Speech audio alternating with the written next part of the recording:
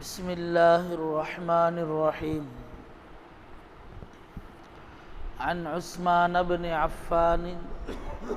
رضی اللہ عنہما قال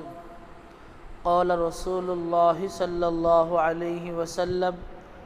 من مات وهو يعلم انه لا الہ الا اللہ دخل الجنہ۔ حضرت عثمان بن عفان رضی اللہ عنہ سے مروی ہے، رسول اللہ صلی اللہ علیہ وسلم نے فرمایا، جو شخص اس حال میں مرا کہ وہ یقین کے ساتھ جانتا تھا کہ اللہ کے سوا کوئی معبود نہیں ہے تو وہ جنت میں جائے گا۔ اس حدیث میں بھی لا الہ الا اللہ پر یقین ہونے سے مراد وہی دین توحید پر ایمان رکھنا ہے، اور دخول جنت کے وعدے کا مطلب بھی وہی ہے جو اوپر مذکور ہوا کہ اپنے پورے اعمال نامہ کے تقاضے کے مطابق اللہ کی رحمت سے ابتدائی میں یا گناہوں کی کچھ سزا بھگت کر ہر صاحب ایمان جنت میں ضرور جائے گا۔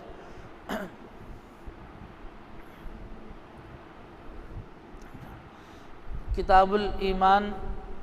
کا باب چل رہا ہے، اس میں ایک حدیث پڑھی گئی جس کے اندر فرمایا گیا کہ آدمی دنیا میں اس حال میں انتقال کر جائے، دنیا میں اس حال میں انسان کو موت آئے جب کہ وہ اللہ کو ایک خدا مانتا ہو اور اس اللہ کے پیغام پر عمل کرنے کے لیے مکمل طور پر پختگی کے ساتھ ارادہ کرتا ہو، میں اللہ پر ایمان لاتا ہوں، اللہ کے ہر حکم پر ضرور عمل کروں گا۔ انسان کے اندر یہ کیفیت ہونی چاہیے، اسی کو عربی میں کہا گیا ہے لا الہ الا اللہ۔ لا الہ الا اللہ کا مطلب میں اللہ کو ایک مانتا ہوں، اللہ کے ہر پیغام پر عمل کرنے کے لیے مکمل تیار ہوں، یہ مطلب ہے۔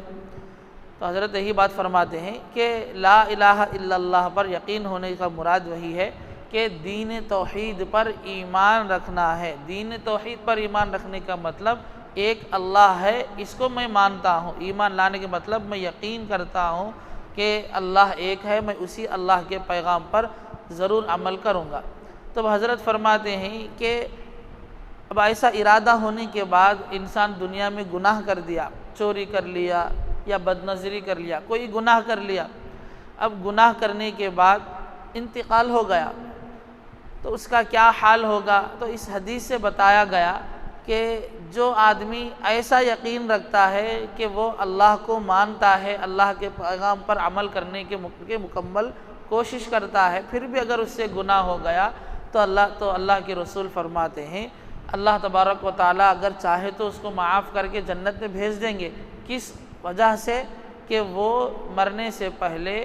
اللہ کو ایک مانتا تھا اور پوری کوشش تھی کہ اس اللہ کے پیغام پر عمل کروں،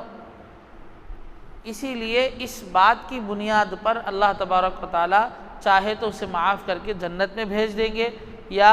جو اصول بتائے گئے قرآن و حدیث کے اندر دوسری جگہ پر اس کو سامنے رکھتے ہوئے فرمایا گیا جو گناہ انسان سے ہوا ہے دنیا میں، اس گناہ کی سزا دینے کے بعد پھر اسے جنت میں بھیجا جائے گا۔ جنت میں بھیجنے کا مطلب جنت میں بھیجنے کے دو طریقے ہیں۔ ایک ہوتا ہے انسان کا حساب کتاب ہو گیا تو فوراً جنت میں بھیج دینا، اسے دخول اول کہتے ہیں۔ دوسری شکل یہ ہوتی ہے انسان کے نامہ اعمال مکمل چیک کرنے کے بعد اس کی کیا سزا ہے وہ سزا اس کو دی جائے گی، اس کے بعد جب پھر جنت میں بھیجا جائے گا اسے دخول ثانی کہتے ہیں۔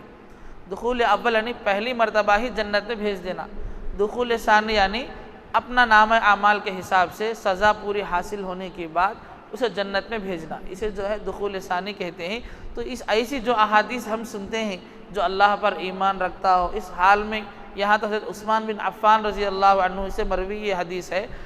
ایسے ہی الفاظ میں اور ایک جگہ حضرت عمر رضی اللہ عنہ سے بھی مروی ہے، اور کئی صحابہ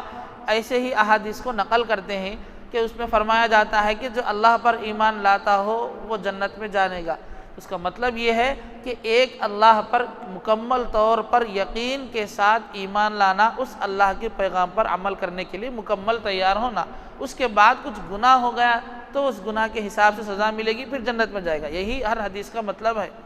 تو اس سے بھی حدیث سے یہی سمجھایا گیا کہ انسان کو سب سے زیادہ اپنے ایمان کی حفاظت کرنا چاہیے۔ جس طرح دنیا کے اندر اپنی جان کی حفاظت کے لیے آدمی ہر طرح کی کوشش کرتا ہے، اپنے اولاد کی حفاظت کے لیے ہر طرح کی قربانیوں کو برداشت کرتا ہے، اسی طرح اپنے ایمان کے لیے بھی ہر قسم کی گمراہیوں سے اپنے آپ کو بچانا چاہیے اور اپنے آپ کو ایمان میں مکمل مضبوط رہنا چاہیے، بنانا چاہیے۔ جس طرح آدمی مال کی حفاظت کرتا ہے، سونا ہو، چاندی ہو، بڑی رقم ہو تو کیسے اس کی حفاظت ہوتی ہے؟ کئی لوگ اپنی جان کی بازی لگا دیتے ہیں، تو اسی طرح ایمان کے لیے بھی اپنی جان کی بازی لگانا چاہیے، ایمان کے لیے بھی اتنی تیاری کرنا چاہیے۔ کوئی اگر ہمارے ایمان کو ختم کرنے کی کوشش کر رہا ہے تو ہمیں عمل کے ذریعے سے یہ ثابت کرنا چاہیے کہ ہم اپنے ایمان پر کبھی بھی، اپنے ایمان سے کبھی بھی پیچھے نہیں ہٹیں گے، ہم ایمان پر ہمیشہ جمے رہیں گے۔ اس طرح ایمان کی بہت فکر کرنا چاہیے۔ اگر ایمان نہیں رہا تو